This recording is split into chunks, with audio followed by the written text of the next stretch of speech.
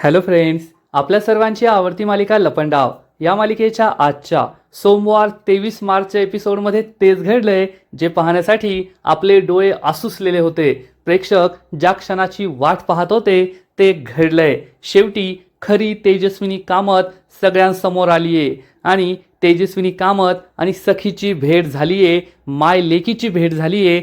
कान्हाने सगळ्यांना सांगितलंय की ही आहे खरी तेजस्विनी कामत आणि जी सरकार इतकी वर्ष तेजस्विनी कामत म्हणून येथे राहत होती ती मनस्विनी आहे, तेजस्विनी कामतची सख्खी जुळी बहीण, सखीची मावशी. त्यामुळे सगळ्यांनाच जबर धक्का बसलाय.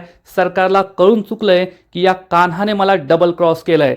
परंतु सरकार एवढ्या लवकर हिंमत हारणार नाही आणि सरकारने चक्क कान्हा आणि तेजस्विनीलाच खोटं ठरवलंय. सरकार सखीला म्हणाली की सखी, हा कान्हा खोटारडा आहे. कान्हा तुझी सगळी संपत्ती स्वतःच्या नावावर करून घेण्यासाठी हा डाव खेळतोय आणि ही तेजस्विनी नाही तर ती मनस्विनी आहे आणि मीच खरी तेजस्विनी आहे. मग हे सगळं घडलं तरी कसं? सखी कोणावर विश्वास ठेवणार? कोण खरं ठरणार, कोण खोटं ठरणार? हे जाणून घेण्यासाठी हा व्हिडिओ शेवटपर्यंत नक्की पहा. फ्रेंड्स, आजच्या एपिसोडच्या सुरुवातीलाच सखी ही तेजस्विनी म्हणजे सरकारजवळ असते आणि म्हणते, आई मी तुझ्यासाठी हे मोदक बनवले आहेत. आपण जुनं सगळं विसरून जाऊया आणि पुन्हा एकदा नव्याने सुरुवात करूया. सरकार काही बोलणार इतक्यात परशुराम म्हणतो, सरकार खूप उशीर झालाय, तुम्ही केक कट करून घ्या, सगळे पाहुणे आले आहेत, ते खोळंबलेत. तर सखी म्हणते, काका सगळे पाहुणे अजून नाही आलेत, अजून कान्हा नाही आलाय, आपण कान्हासाठी थांबूया. तर परशुराम म्हणतो, तो काय एवढा महत्वाचा आहे का, त्याच्यासाठी कशाला थांबायचं? तर सरकार म्हणते, परशु माझा बर्थडे ना, माझ्या वाढदिवशी मला तुझी लायकी दाखवून द्यायला नको सांगूस. आणि माझ्या वाढदिवसात कोण महत्वाचं कोण नाही हे मी ठरवणार. मी सुद्धा कान्हाची वाट पाहतीये. आज तो मला एक स्पेशल गिफ्ट देणार आहे, मी त्या गिफ्टची वाट पाहतीये. आणि सरकार हे बोलताच कान्हा तेथे पोहोचतो आणि म्हणतो, हॅपी बर्थडे तेजस्विनी. हे ऐकून सगळ्यांना मोठा धक्काच बसतो, कारण कान्हा जो सरकारला सरकार अशी अदबीने हाक मारतो, सरकारच्या नजरेला नजर देण्याची ज्या कान्हाची हिंमत नसते, तो कान्हा सरकारला चक्क हॅपी बर्थडे तेजस्विनी असं एकेरी उल्लेख करतोय, एकेरी विश करतोय. त्यामुळे सगळ्यांनाच मोठा धक्का बसतो. सरकार, सखी, जान्हवी, तेथे उपस्थित असलेले सगळेजण कान्हाकडे आश्चर्याने पाहत असतात. कान्हाचा स्वॅगच वेगळा असतो, कारण कान्हाला सगळं सत्य कळून चुकलंय की ही तेजस्विनी नाही तर मनस्विनी आहे. गौतम, परशुराम, उर्मिला, मीनाक्षी सगळे कान्हाकडे आश्चर्याने पाहत असतात की कान्हा हा चक्क सरकारला तेजस्विनी अशी एकेरी हाक मारतोय. आणि कान्हा हा दरवाजा जवळच उभा असतो आणि म्हणतो, या आतमध्ये या. कान्हा कोणाला घेऊन आलाय, कोणाला आतमध्ये बोलवतोय, हाच प्रश्न सगळ्यांना पडतो. आणि तेवढ्यात खरोखरची तेजस्विनी कामत, सखीची खरी आई ही दरवाजातून आतमध्ये येते. परंतु तिने आपल्या संपूर्ण शरीराभोवती, चेहऱ्याभोवती तिचं जे ब्लँकेट असतं ते ब्लँकेट गुंडाळलेलं असतं आणि तिचे फक्त डोळे दिसत असतात. परंतु सरकारच्या पायाखालची जमीनच सरकते, कारण हे ब्लँकेट पाहून सरकारला कळून चुकलेलं असतं की कान्हाने दुसऱ्या तिसऱ्या कोणाला नाही तर चक्क माझ्या सख्या जुळ्या बहिणीला तेजस्विनीला आणलंय. त्यामुळे सरकार खूप घाबरते. तर तेथे उपस्थित असलेल्या कोणाचाच विश्वास बसत नाही, सगळ्यांना काही कळतच नाही आणि सगळे विचार करतात कान्हाने हे कोणाला आणलंय. सरकार मात्र खूप चिडलेली असते आणि सरकारला कळतं की माझा खेळ संपलाय. सरकार कान्हाकडे रागारागाने पाहत असते. तिला समजलेलं असतं या कान्हाने मला डबल क्रॉस केलंय, या कान्हाने मला फसवलंय आणि तेजस्विनीला घेऊन तोच येथे आला आहे. आणि कान्हा हा खऱ्या तेजस्विनीला घेऊन आतमध्ये येत असतो. तेजस्विनीने संपूर्ण शरीराभोवती हे ब्लँकेट गुंडाळलेलं असतं, तिचे फक्त डोळे उघडे असतात. आणि कान्हाने नक्कीच तिला आधी सगळं समजावून सांगितलेलं असेल की येथे काय परिस्थिती आहे. त्यामुळे ती सुद्धा खूप शांत असते, सगळीकडे पाहत असते. तिला सरकारचा वाढदिवस आहे, डेकोरेशन केलंय, येथे जल्लोष सुरू आहे हे सगळं माहीत असतं. आणि तेजस्विनी सरकारच्या या मोठ्या पोस्टरकडे पाहते आणि सखी मात्र हाच विचार करत असते, कान्हाने हे कोणाला आणलंय, ही व्यक्ती कोण आहे आणि कान्हा हॅपी बर्थडे तेजस्विनी असं एकेरी का बोलला. फ्रेंड्स, हा सीन खूप जबरदस्त आहे. आता जेव्हा तुम्ही ही मालिका पाहाल तेव्हा तुमच्या लक्षात येईल, एकीकडे बॅकग्राऊंड म्युझिक सुरू आहे, दुसरीकडे कान्हा हा तेजस्वीला घेऊन पुढे पुढे येतोय आणि सरकारच्या हृदयाचे ठोके हे दर क्षणाला वाढताय. सरकारला हार्ट अटॅक येईल की काय असं वाटतंय. तुम्हीच विचार करा, सरकारने मागील 12-14 वर्षांपासून जे सगळं कुभांड रचलं होतं, जे कट कारस्थान रचलं होतं, ते कट कारस्थान कान्हाने एका क्षणात संपवलंय. मग सरकारची काय अवस्था झाली असेल, तिला किती भीती वाटत असेल की जेव्हा आता खरी तेजस्विनी सगळ्यांसमोर येईल तेव्हा माझी अवस्था काय होणार. पण गौतम असा एकमेव व्यक्ती असतो ज्याला समजलेलं असतं की कान्हाने कोणाला आणलंय. कान्हाने माझ्या तेजस्विनी वहिनीला येथे आणलंय आणि आता आमच्या सगळ्यांचा वनवास संपणारे हे त्याला माहीत असतं, त्यामुळे तो खुश असतो. परंतु उर्मिला, मीनाक्षी, परशुराम बाकीच्या सगळ्यांना काहीच माहीत नसतं आणि कान्हा तेजस्विनीला घेऊन मध्ये येतो. तेजस्विनी मात्र घाबरलेली असते. सरकारचे ते डोळे, सरकारचा तो चेहऱ्यावरचा राग पाहून तेजस्विनी अजून सुद्धा घाबरत असते आणि कान्हाच्या पाठीमागे लपण्याचा प्रयत्न करते. परंतु कान्हाच्या चेहऱ्यावर एक वेगळा स्वॅग असतो, कारण कान्हाला या सरकारचं सत्य सगळ्यांसमोर आणायचं असतं. त्यामुळे कान्हा हा तेजस्विनीला हिंमत देतो, तिला डोळ्याने हिंमत देतो. घाबरू नका, मी तुमच्याबरोबर आहे आणि ही सगळी माणसं तुमचीच आहेत. तेजस्विनीमध्ये हिंमत येते. सखी कान्हाजवळ येते आणि कान्हाला विचारते, कान्हा या बाई कोण आहेत. आणि मग कान्हा हा सखीला म्हणतो, या आहेत खऱ्या तेजस्विनी कामत. हे ऐकून सगळ्यांना जबर धक्काच बसतो. कोणाचाच विश्वास बसत नाही की कान्हा हे काय बोलतोय. सखी त्याला पुन्हा एकदा विचारते, कान्हा हे तू काय बोलतोय, खऱ्या तेजस्विनी कामत म्हणजे. कान्हा म्हणतो, हो सखी मॅडम, तुम्ही जे काही ऐकलं ना ते अगदी योग्य आहे. या आहेत खऱ्या तेजस्विनी कामत आणि मी तुम्हाला सांगतो मला या कशा सापडल्या, त्यांची आणि माझी भेट कशी झाली. सखीला काहीच कळत नाही. सगळे कान्हाकडे उत्सुकतेने पाहत असतात की कान्हा हे काय बोलतोय आणि सरकार मात्र खूप चिडलेली असते की या कान्हाने मला डबल क्रॉस केलंय, याच माझ्या पपेटने, या कान्हाने मला फसवलंय.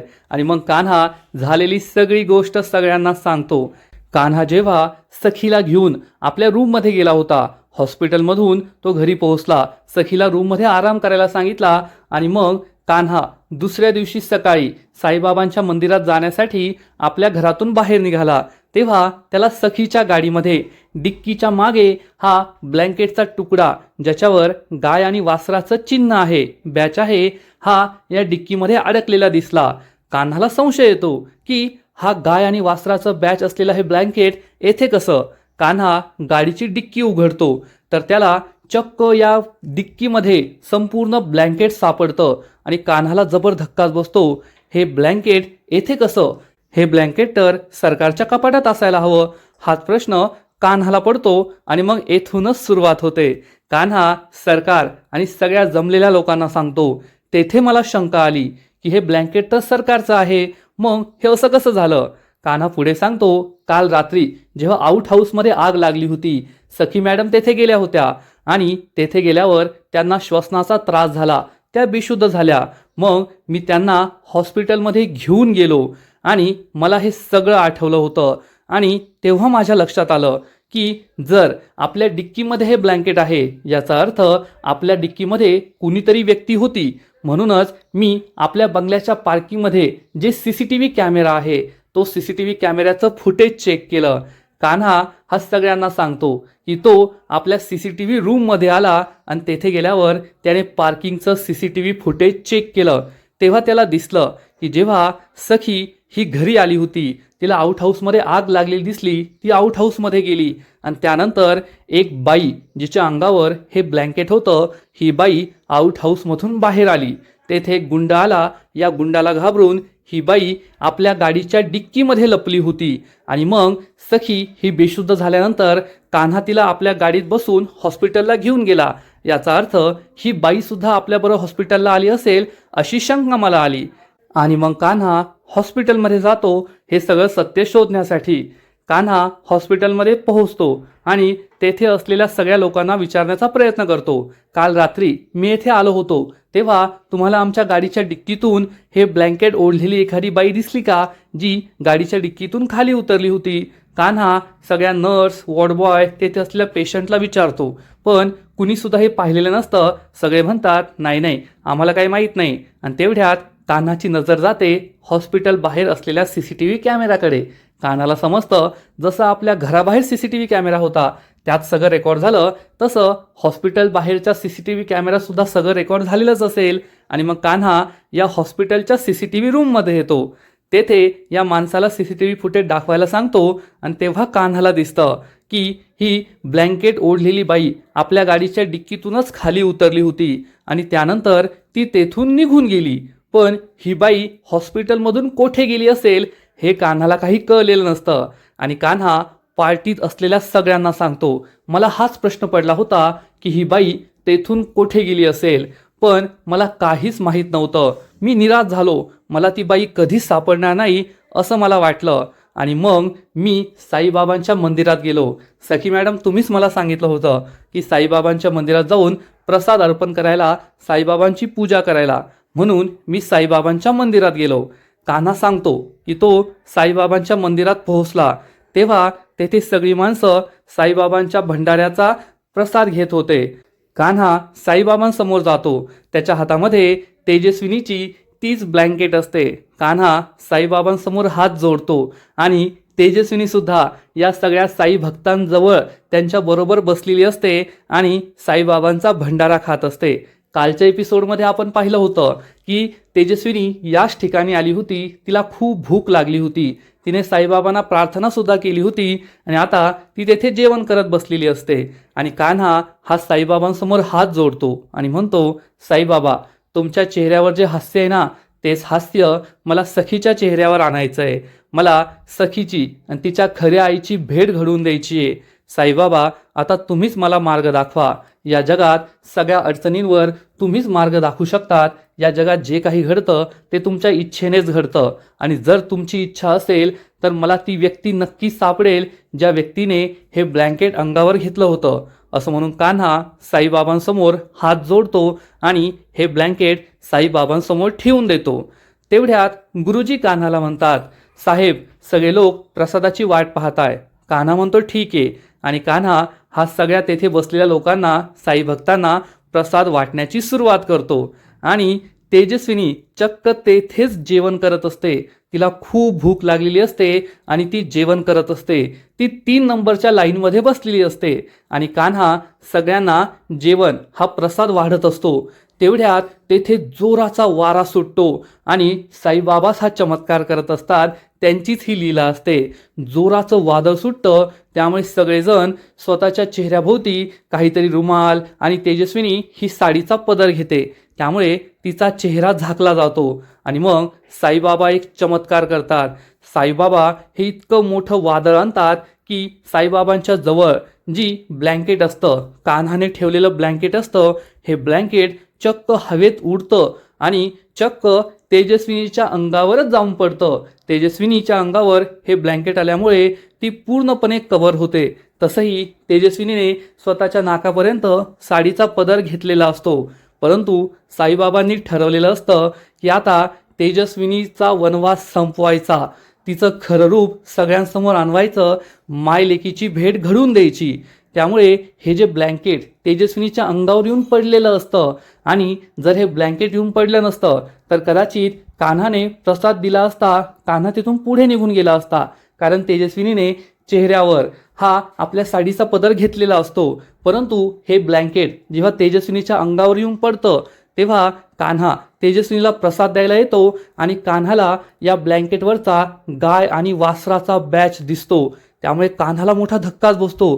कान्हाला वाटतं ही तीच व्यक्ती असेल जी व्यक्ती आपल्या गाडीमध्ये होती. आणि मग तेजस्विनीच्या संपूर्ण चेहऱ्यावर हे ब्लँकेट असतं.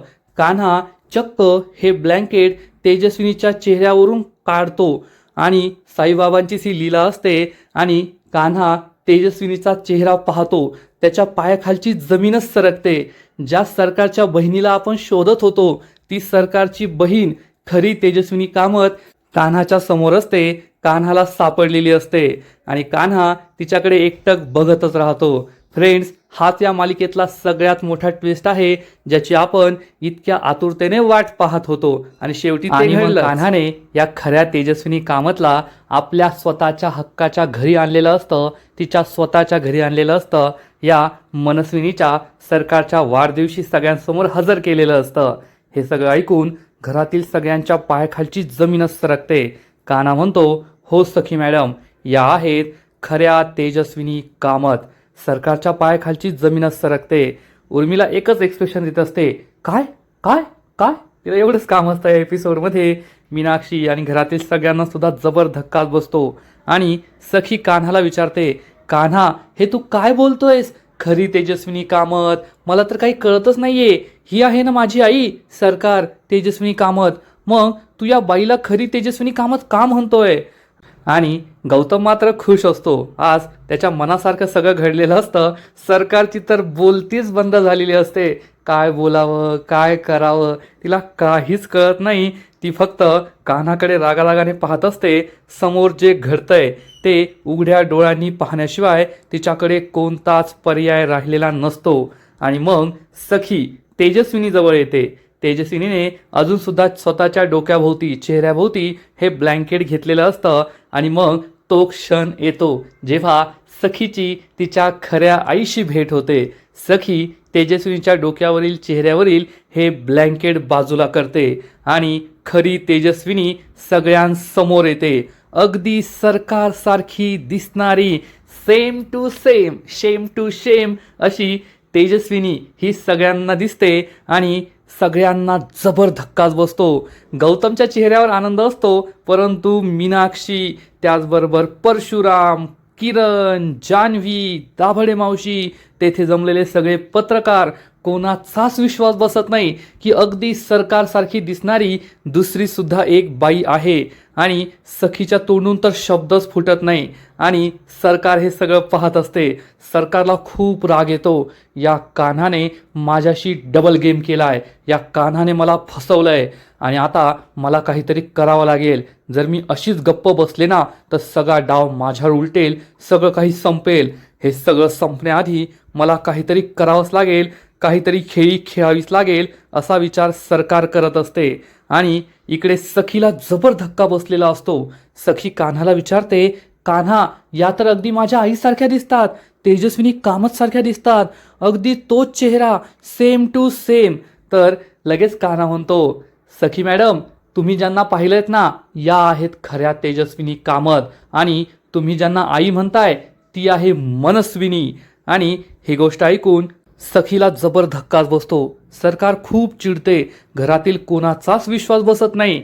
पण आत्ता कुठे तेजस्विनीने कान्हा काय बोललाय ते ऐकलेलं असतं. कान्हा सखीला सखी मॅडम म्हटलेला असतो आणि तेजस्विनीच्या लक्षात येतं की ही मुलगी आहे सखी, माझी मुलगी सखी, जिला मागील 12 वर्षांपासून एक नजर पाहण्यासाठी मी तरसले होते, आसुसलेले होते. फ्रेंड्स, हा सीन खरंच खूप इमोशनल आहे. 12 वर्षानंतर एका आई आणि मुलीची भेट होतीये आणि तेजस्विनी खूप इमोशनल होते. पण सखीला अजून सगळं कळलेलं नसतं. कोणत्याही मुलीसाठी हे कळणं अवघडच आहे. 12 वर्षांपासून जी बाई माझ्याबरोबर माझ्या घरात राहते, माझी आई म्हणून राहते, ती माझी आई नाहीये, ती वेगळीच कुणीतरी आहे. आणि ही बाई माझी आई आहे जी माझ्या आईसारखी दिसते. यावर कोणाचाच विश्वास बसणार नाही. त्यामुळे सखी ही कन्फ्यूजच असते. तिला काही समजलेलं नसतं. परंतु तेजस्विनी मात्र खूप इमोशनल होते. ती सखीजवळ येते. सखीच्या गालावर प्रेमाने हात फिरवते. सखीला आठवतं, हा तो स्पर्श आहे जो मला तेथे गोडाऊनमध्ये झाला होता, आउट हाऊसमध्ये झाला होता. आणि मग तेजस्विनी सखीचा हात हातात घेते, खूप इमोशनल होते आणि म्हणते, तू माझी सखी आहेस का, माझी छोटीशी सखी. आणि तेजस्विनीला आठवतं जेव्हा ती सखीबरोबर राहायची. सखी आणि राघव कामत आपल्या या छोटीशा सखीवर किती प्रेम करायचे. सखीबरोबर घालवलेले सगळे क्षण तेजस्विनीला आठवतात. आज 12 वर्षानंतर तेजस्विनीने आपल्या लेकीला पाहिलेलं असतं. फ्रेंड्स, हा सीन खरंच खूप इमोशनल आहे. बॅकग्राऊंड म्युझिक आणि तेजस्विनीची ॲक्टिंग खरंच रुपाली भोसले या अभिनेत्रीला सॅल्यूट करायला पाहिजे. एका सीनमध्ये एकीकडे तेजस्विनीच्या डोळ्यात पाणी आहे. आज 12 वर्षानंतर आपण आपल्या मुलीला भेटतोय आणि त्या सीनमध्ये सरकारच्या डोळ्यांमध्ये राग आहे, आग आहे, तेजस्विनी आणि सखीबद्दल चीड आहे. आणि ह्या दोन्ही भूमिका एकच अभिनेत्री साकारतीये हे पाहून खरंच आश्चर्य वाटतं, खरंच नवल वाटतं. आणि तेजस्विनी सखीची नजर काढते आणि आपल्या मुलीकडे पाहून ढसाढसा रडू लागते. ही तीच माझी सखी आहे जी छोटीशी होती, तुरु तुरु धावायची, मला आई अशी हाक मारायची. हा सगळा विचार करून खरंच तेजस्विनीच्या डोळ्यातून पाणी वाहू लागतं. परंतु अजूनही सखीला काहीच समजलेलं नसतं.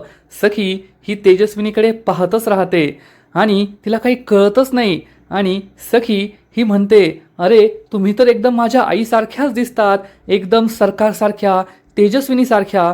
तर तेजस्विनी म्हणते, मी तुझी आईच आहे, मी आहे खरी तेजस्विनी कामत. सरकार चिडून म्हणते, नाही सखी, मी आहे खरी तेजस्विनी कामत, मी तुझी खरी आई आहे. परंतु सरकारकडे कुणी लक्षच देत नाही आणि सखी ही तेजस्विनीकडेच पाहत असते. तेजस्विनी म्हणते, सखी बाळा, मी तुझी खरी आई आहे, मी आहे तेजस्विनी कामत. पण सखी खूप कन्फ्यूज होते आणि म्हणते, मला काही कळतच नाहीये, कान्हा हे सगळं काय आहे? या माझ्या आईसारख्या कशा दिसतात, एकदम माझ्या आईसारख्या, मग हे सगळं कसं शक्य आहे? तर कान्हा म्हणतो, सखी मॅडम, तुम्ही ज्यांना आई म्हणताय ना, तर ती आहे मनस्विनी. आणि तुमच्या आईसारखी दिसणारी ही जी दुसरी बाई आहे ना, ती आहे तुमची खरी आई तेजस्विनी कामत. कारण तेजस्विनी कामत आणि मनस्विनी या दोघी सख्या जुळ्या बहिणी आहेत. त्या अगदी एकमेकींसारख्या दिसतात. हे ऐकून सखी आणि घरातील सगळ्यांना जबर धक्काच बसतो. गौतम खूप खुश होतो, पण दाभडे मावशी, किरण, जान्हवी, परशुराम, मीनाक्षी या कोणाचाच विश्वास बसत नाही. कारण त्यांच्यासाठी हे सगळं न उलगडलेलं कोडच असतं. हे सगळं कसं शक्य आहे हाच प्रश्न त्यांना पडतो. परंतु तेजस्विनी आणि कान्हा सगळ्यांना पटवून देण्याचा प्रयत्न करत असतात की आम्ही जे बोलतोय ते सत्य आहे, तेच खरं आहे. ह्या ज्या बाईला मी घरी आणलंय ही सखीची खरी आई आहे, सखीची जन्मदाती आहे, जिने सखीला जन्म दिलाय. आणि मागील 12 वर्षांपासून आपल्या घरात जी राहतीये ती तेजस्विनी कामतची सख्खी बहीण आहे, जुळी बहीण आहे, मनस्विनी. गौतम खूप खुश असतो. तेजस्विनी सखीकडे प्रेमाने पाहत असते, तिला सांगत असते, होय सखी बाळा, मी तुझी आई आहे, मी तुला जन्म दिलाय. आणि सरकारला काय बोलावं, काय करावं ते कळतच नाही. सरकार विचार करत असते, मला काहीतरी करावं लागणार आहे. मी जर अशीच गप्प बसले तर माझा सगळा खेळ संपून जाईल, मला काहीतरी करावंच लागेल. आणि सखी ही सरकारकडे आश्चर्याने पाहते, ही सरकार, हे सगळं काय आहे? तुमची सख्खी बहीण आहे आणि तुम्ही माझी आई नाही तर माझी मावशी आहात. तेजस्विनीने सखीला सगळं सत्य सांगितलेलं असतं. मी तुझी खरी आई तेजस्विनी कामत आहे आणि ही सरकार माझी सख्खी जुळी बहीण आहे, मनस्विनी. घरातील कोणाचाच यावर विश्वास बसत नाही आणि सगळेजण फक्त एक्सप्रेशनच देत असतात. फ्रेंड्स, लपंडाव मालिकेचा हा जो एपिसोड आहे ना, तो खूपच वेगळा आहे, खूपच युनिक आहे. संपूर्ण एपिसोडमध्ये तुम्हाला मोजून 10-15 डायलॉग पाहायला मिळतील. नाहीतर सगळेजण फक्त एकमेकांकडे आश्चर्यानेच पाहताय, वेगवेगळे एक्सप्रेशन देताय. सरकार तर मनातच बोलते, ती फक्त एक डायलॉग बोलते. तेजस्विनी थोडंसं बोलते आणि कान्हा बाकीच्या लोकांना फक्त एकमेकांकडे पाहून एक्सप्रेशन देण्याचंच काम दिलं गेलंय. आणि आजचा एपिसोड येथेच संपतो. खरंच लपंडाव मालिकेत ज्या क्षणाची आपण वाट पाहत होतो तो क्षण आलाय.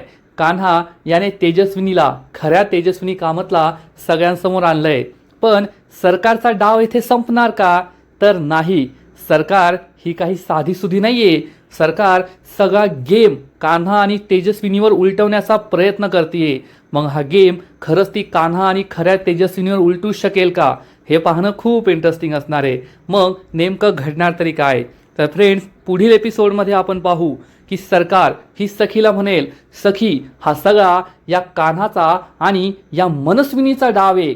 ही माझी सख्खी बहीण आहे, जुळी बहीण आहे, हे खरं आहे. पण कान्हाला तुझी सगळी प्रॉपर्टी स्वतःच्या नावावर करून घ्यायची आहे, म्हणून त्याने या मनस्विनीला इथे आणलंय. मी तुझी खरी आई आहे, सरकार तेजस्विनी कामत. कान्हाला खूप राग येईल आणि मग कान्हा हा सरकारला जाब विचारणार, सरकार, तुम्ही खऱ्या तेजस्विनी कामात आहात ना, मग सांगा सखीचं नाव सखी हे कुणी ठेवलंय? तुम्ही ठेवलंय तेजस्विनीने की राघव कामतने ठेवलंय? सरकारकडे या प्रश्नाचं उत्तर नसेल आणि खरी तेजस्विनी उत्तर देईल, ना मी ठेवलंय ना राघवने ठेवलंय, सखीचं सखी हे नाव दाभाडे मावशीने ठेवलंय. आणि तेव्हा कुठे सखीचा विश्वास बसेल की हो, हीच माझी खरी आई आहे आणि सरकारच्या पायाखालची जमीनच सरकणार. मग आता पुढे काय होईल हे पाहणं खूप इंटरेस्टिंग असणार आहे. तर फ्रेंड्स, तुम्हाला सुद्धा लपंडाव ही मालिका आवडते ना? नक्कीच कमेंट करून सांगा. आणि या मालिकेचे असेच नवीन नवीन एपिसोड सगळ्यात आधी पाहण्यासाठी व्हिडिओला लाईक करा, शेअर करा, चॅनलला सबस्क्राईब करून बेल आयकॉनवर क्लिक करा. म्हणजे या मालिकेचे नवीन नवीन एपिसोड तुम्हाला सर्वात आधी पाहायला मिळतील. खूप खूप खूप धन्यवाद.